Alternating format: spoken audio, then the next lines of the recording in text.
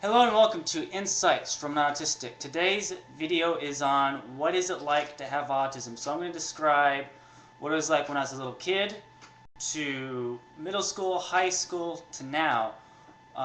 What it has been like for me having autism. So as a kid, I have to say that having autism, I really was not aware. I felt normal, and I think this is how most kids felt. A dog doesn't say, "Oh wow, look at me, I'm a dog, I'm so different from you," or a cat, or whatever. The biggest things is that as a kid, I didn't care much for other people, and I loved my GI Joe. I was very obsessed with it. I loved my toys. I loved items, the things that mattered to me. They mattered more to me than people, pretty much, except for I think my mom and maybe my brothers. But otherwise, and sometimes my brothers and my mom, they didn't matter to me because sometimes my toys, whatever, they were my world. Now, moving on towards the teenage years, things start to change a little bit. One of the primary, I think, catalysts for the change was that my mom started to make me more self-aware of my autism. She started to describe it to me. She said, "All right, this is what autism is. You have some social things going on. You have these traits, yada yada yada." And so I became more self-aware. And also, some people in middle school, they're trying to be my friends and stuff, and I was like, I want to ignore them. And then when they're not around, I start to feel isolation and loneliness for perhaps the first time in my life. And eventually that feeling would go away. But then I'd be with a group of people, and then afterwards I became aware of just how lonely I was. So that became something.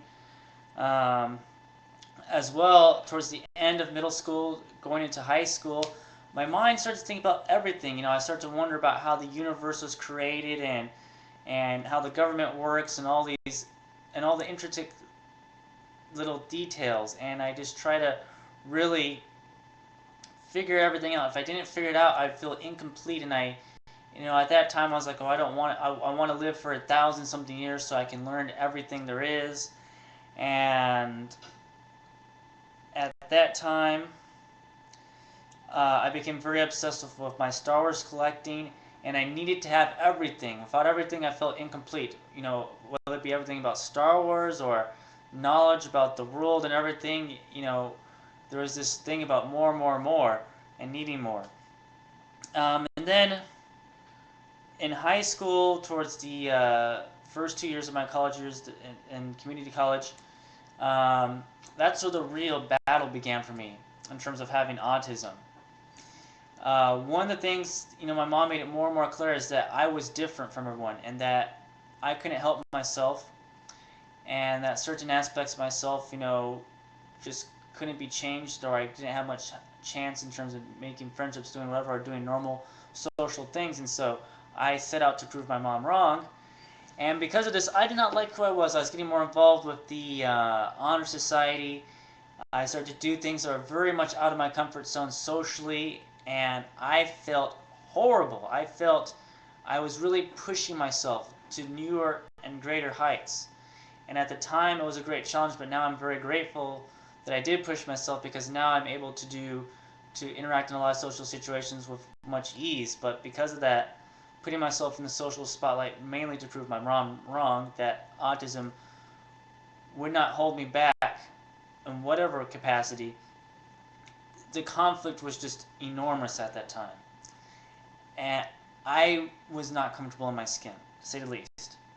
Now, moving about onwards now, how is it like for me having autism now?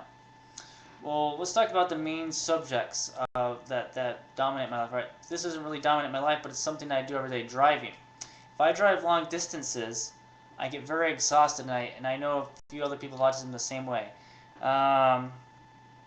When it comes to work, I have a job. I only have a few hours of work each day, and I'm really against working. Well, I'm not against doing work. I'm against working for something that where your heart's not at, because I feel it as a form of whoring oneself. Selling oneself out. I feel like that you're taking away from yourself if you're not doing where your heart's at. And so That's something, a lot of, which is not, which maybe isn't healthy in this society. I don't know. Um, Another thing is that I've just started to recover from a breakup that happened more than a year ago, and it's been taking me, quite some time to recover from that. And because of that, I felt very lost. Um, I'm trying to figure out everything out, trying to figure out my next step. Before the breakup, everything was in order for me. My life, I felt pretty secure. I felt like I knew the direction my life was taking. But now, I'm like, well, I want to get my book done. But other than that, it's like I don't know too much, and it's different. Sometimes I'm starting to feel a bit isolated, like I did in the past. I am doing a lot. I run several groups. I'm doing things though. I'm also thinking about maybe going back to school to maybe form new friendships with maybe people of like minds. I don't know. But if I do go back to school, I don't know what subjects to study or what to do exactly because you know I have my 2-year degree, but it's like before if I went back to school, I would definitely be getting a creative writing major. But I consider myself a pretty good writer, and I don't know if I see the point in doing that. So it's interesting. So anyway, hopefully this video has shed some light into what it is like to have autism. I know it's nowhere near in depth as I could possibly make it, so if you have any questions, please leave them down in the comment box for others to see so I can answer them fully. If you have any suggestions for a video, just let me know. And also, if you have any feedback that can make my videos better, please let me know that as well. I do know that there is a lag for the speech in terms of the video and my lips, being in sync with the audio. I can't control that. That's the webcam I have. So if you want to, it's graciously donated a webcam for me for Christmas that does not have that lag. Well, I'd be very happy for that. Otherwise, that is one aspect that I cannot improve upon. But otherwise, if you have any other suggestions to make my videos better, please let me know. So thank you very much, and I wish you a most awesome day of awesomeness. Take care.